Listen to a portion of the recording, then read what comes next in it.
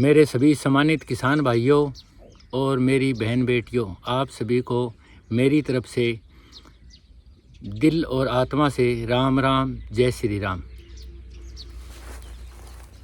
बोलो धरती माता की जय, बोलो अन्नदाता की जय, बोलो हमारे किसान मसीहा सर छोटू राम जी की जय, बोलो हमारे सुप्रीम अन्नदाता भगवान विष्णु जी की जय।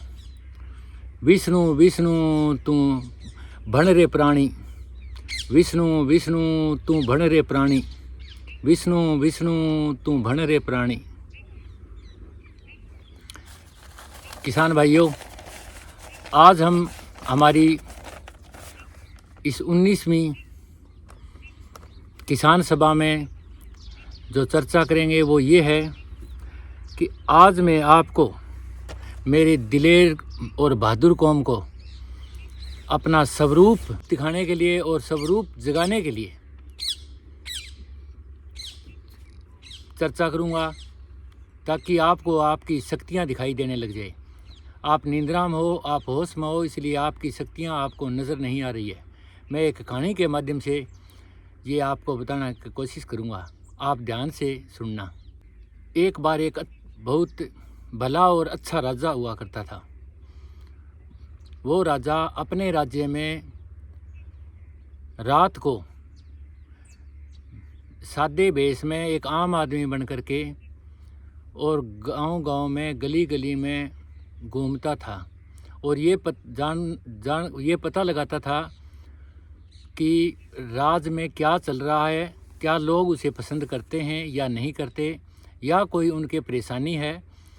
अगर परेशानी है तो राजा फिर उनसे सुन करके जा करके राज में उस समस्या का समाधान कर देता। वो बहुत भला राजा था। एक दिन की बात थी, राजा काफ़ी लेट हो गया था क्योंकि मौसम बहुत ख़राब हो गया था और बरसात आने शुरू हो गई थी। उस आती हुई बरसात में उसने एक किसान का दरवाज़ा खटखटाया तो अंदर से किसान ने आकर के दरवाज़ा खोल, बरसात में भीग रहे थे वो अजनबी, तो उन्हें अंदर आने को बोल दिया भी आप दरवाजे के अंदर आ जाओ।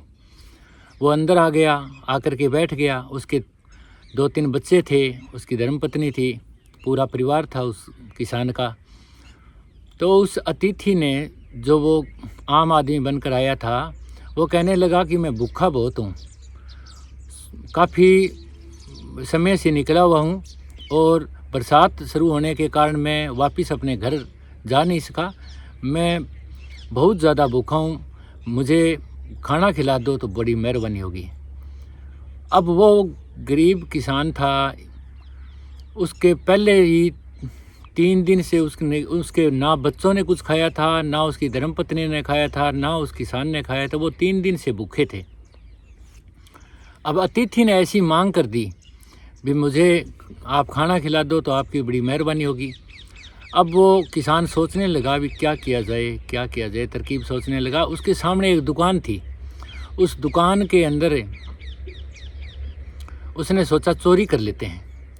वहाँ से वो दुकान का शटर तोड़ करके उसमें से 2 मुट्ठी चावल लेकर के आ गया। सिर्फ अतिथि के लिए मैं भगवान से हाथ जोड़कर उसने विनती की कि हे भगवान विष्णु, मैं सिर्फ अतिथि के लिए 2 मुट्ठी चावल ले जा रहा हूँ और ये मेरे घर में मैं इसको यूज़ नहीं करूँगा और अतिथि बहुत ज़्यादा भूखा है, पता नहीं कहाँ से आया है। उसने वो चावल बना करके और उस अतिथि को खिला दिए।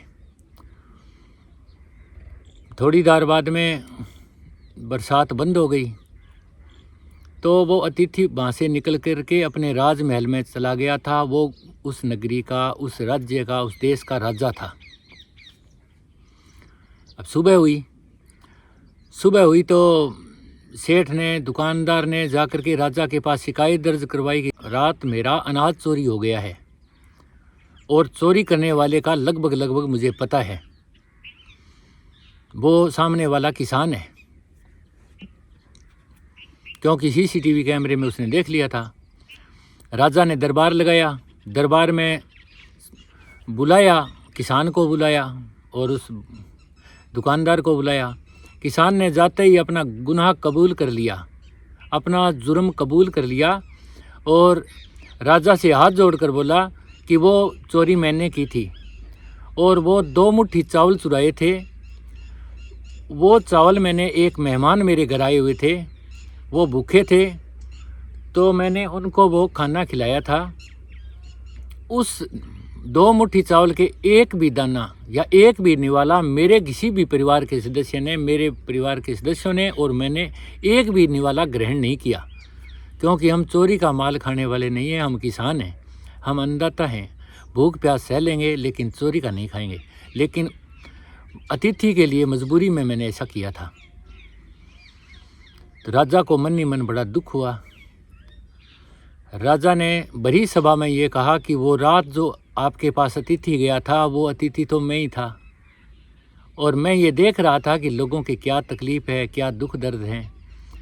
एक किसान से ज़्यादा शक्तिशाली, ताकतवर, इज्जतदार और भला कोई हो नहीं सकता। वो दुख तकलीफ़ सह करके भी दूसरे की समस्या को समाधान करता है। मैं राजा होते हुए भी कुछ समस्याओं का समाधान नहीं कर सकता, लेकिन आपके घर, किसानों के घर कोई भी आ जाए तो वो भूखा प्यासा वापस नहीं जाता, ये तय है।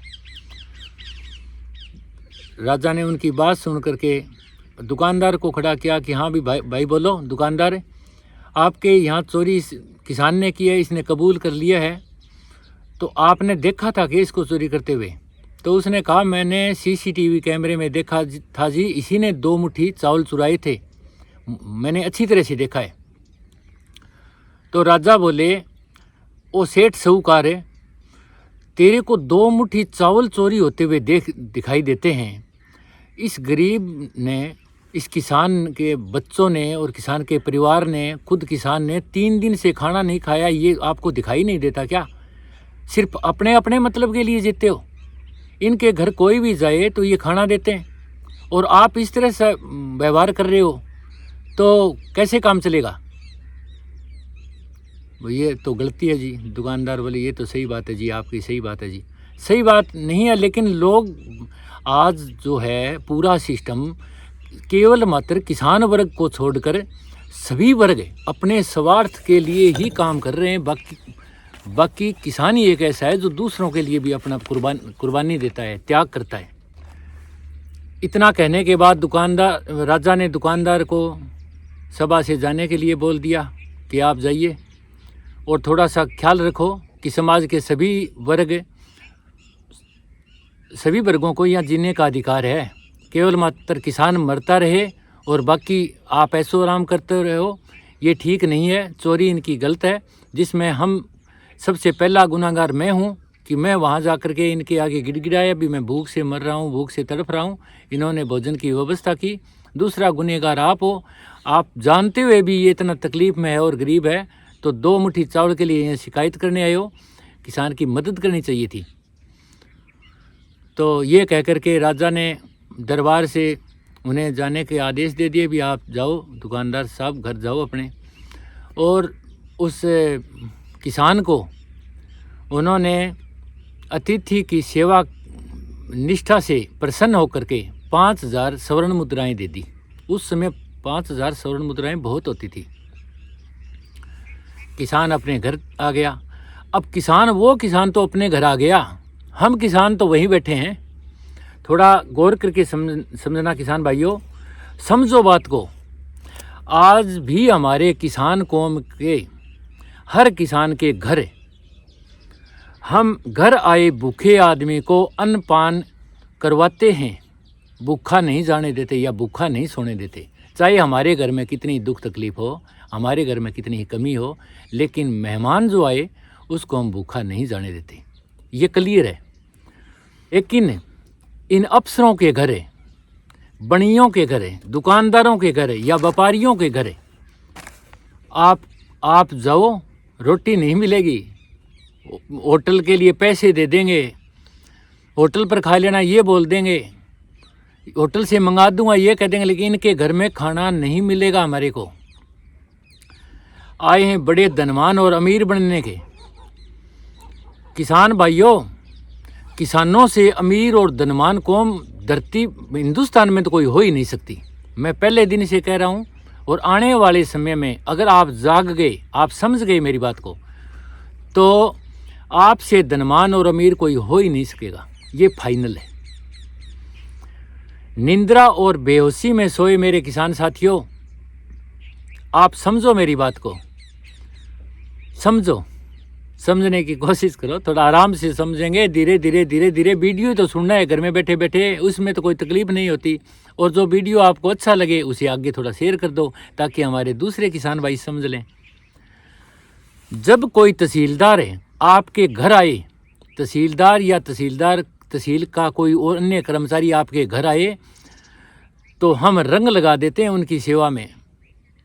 हलवा, पूरी, खीर, क्या क्या मान लो बनाते हैं, कितना सही ढंग से बनाते हैं, भाग भाग करके काम करके उनके लिए भोजन तैयार करते हैं। कभी सोचा है आपने, जब आप उनके पास जाते हो तो ये लोग लगा देते हैं क्या, ऐसी व्यवस्था कर देते हैं आपके भोजन की व्यवस्था? चाहे आपको प्याज रोटी दे देना तो भी आप गुण एहसान नहीं बोलो, लेकिन ये नहीं देते, क्योंकि वन वे कर रखा है सारा सिस्टम है। बार बार इन लोगों ने एक सिस्टेमेटिक ढंग से हमारी पूरी किसान कौम को मतलब तरीके से कमज़ोर किया है। ध्यान से समझ लो बात को, समझते ही सारा सिस्टम पलटे। जब कोई लाला, कोई सेठ या आड़तिया हमारे घर आए, तो उनकी मेहमान नवाजी में हम किसान रंग लगा देते हैं। ये भी लगाते हैं क्या जब आप इनके घर जाते हो? थोड़ा जगाओ अपनी खोपड़ी को।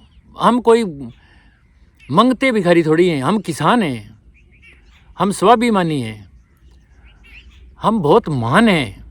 गर्व है कि मैं एक किसान हूँ।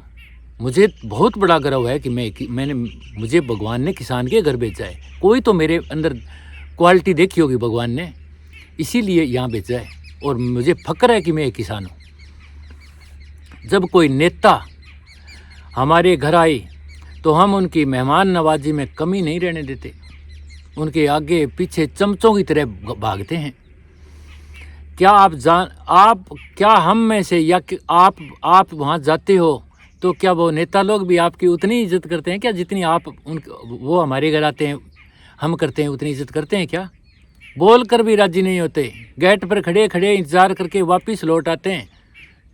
इनको बात करने का टाइम नहीं होता, और हम इनके लिए अपना सरमस्तक बिछा देते हैं। मेरे किसान भाइयों, हमारी पूरी किसान कौम को समाज के अन्य वर्गों ने तंत्र मंत्र और यंत्र से हमारी पूरी किसान कौम को काबू कर रखा है। तंत्र मंत्र और यंत्र से हमारी पूरी किसान कौम को काबू कर रखा है। 1000 बार सुन लो ये मेरी बात। वो कौन से तंत्र मंत्र और यंत्र हैं, वो मैं आपको आपके सामने शीशे की तरह दिखा दूंगा कि ये रहा सामने, आपके सामने दिखाई देगा सारे का सारा। क्यों मैं आज ही सारा इस विषय पर बता नहीं पाता, क्योंकि आज का वीडियो काफ़ी लंबा हो गया है। तो आप सभी किसान और मेरी बहनों और मेरे बेटियों को हाथ जोड़ करके निवेदन करता हूं कि वीडियो को ध्यान से समझें, बार बार रिपीट करके समझें, और जो भी सुझाव आपके पास हो तो कमेंट में मेरे पास भेजें। मैं आपका हूं, आप मेरे हो, हम एक ही कौम के बहन भाई हैं। तो बोलो धरती माता की जय, अन्नदाता की जय, किसान मसीहा सर छोटू राम जी की जय, हमारे सुप्रीम अन्नदाता भगवान विष्णु जी की जय। विष्णु विष्णु तू भण रे प्राणी, विष्णु विष्णु तू भण रे प्राणी, विष्णु विष्णु तू भण रे प्राणी। हे प्राणी, तू भगवान विष्णु का जाप कर, तेरे सातों सुख आ जाएंगे। और हम रोज़ाना विष्णु जी के थोड़े थोड़े नाम लेते हैं, तो ये हमारा खजाना बढ़ता जा रहा है, आगे बहुत काम आएगा। जय हिंद, जय भारत।